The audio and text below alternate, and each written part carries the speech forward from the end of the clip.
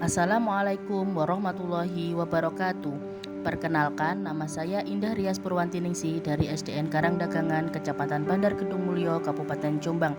Pada kali ini saya akan menyebarkan pemahaman tentang mengapa kurikulum perlu berubah. Kurikulum merupakan panduan pembelajaran pada satuan pendidikan di mana dapat dimaknai sebagai titik awal sampai titik akhir dari pengalaman belajar peserta didik. Kurikulum itu kompleks dan multidimensi. Kurikulum itu dapat diibaratkan sebagai jantung pendidikan. Apa pentingnya perubahan kurikulum? Untuk menyesuaikan dengan kebutuhan peserta didik dan perkembangan zaman.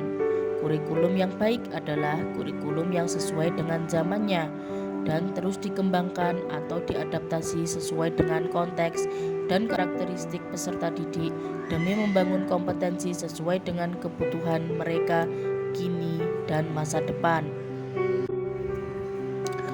Mengapa kurikulum harus berubah? Pertama, penyesuaian terhadap perkembangan zaman. Kedua, menyiapkan generasi muda menjawab tantangan zaman.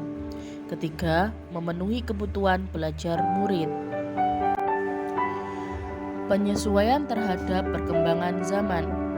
Kurikulum tidak dapat dipergunakan dalam satu waktu terus-menerus karena dunia terus berubah. Maka dunia pendidikan sebagai pilar utama dalam membangun dan mendidik generasi harus pula turut berubah. Terjadinya pandemi COVID saja sudah meluluhlantakkan dunia pendidikan sedemikian rupa. Guru kesulitan mengajar, murid kesulitan mengerjakan tugas, dan orang tua juga tak kalah pusing membantu putra-putri mereka belajar. Menyiapkan generasi muda menjawab tantangan zaman. Kurikulum harus selalu berubah agar sesuai dengan perkembangan zaman. Apalagi masa sekarang ini ilmu pengetahuan dan teknologi informasi telah berkembang semakin masif dan tak terkendali. Masa ya kita tetap mengajar dengan cara yang kuno? Tentu itu tidak relevan. Pembelajaran juga akan menjadi membosankan. Bukankah tugas kita untuk menyiapkan para murid menghadapi zaman yang baru? Zaman yang mungkin sama sekali berbeda dengan zaman kita. Memenuhi kebutuhan belajar murid. Kurikulum juga harus mempertimbangkan kebutuhan belajar murid. Sebagai contoh, pada zaman saya sekolah, komputer baru dipelajari pada masa SMA. Itu pun hanya sebatas menyalakan, mematikan, dan mengetik saja. Coba lihat anak sekarang. Mereka sudah mahir dengan teknologi di tangannya. Bayi saja sudah pandai memainkan layar gawai.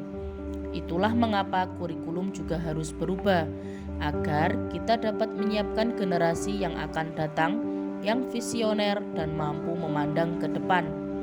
Seperti ungkapan Ki Hajar Dewantara, pendidikan adalah menuntun segala kekuatan kodrat yang ada pada anak-anak agar mereka dapat mencapai keselamatan dan kebahagiaan yang setinggi-tingginya, baik sebagai manusia maupun sebagai anggota masyarakat.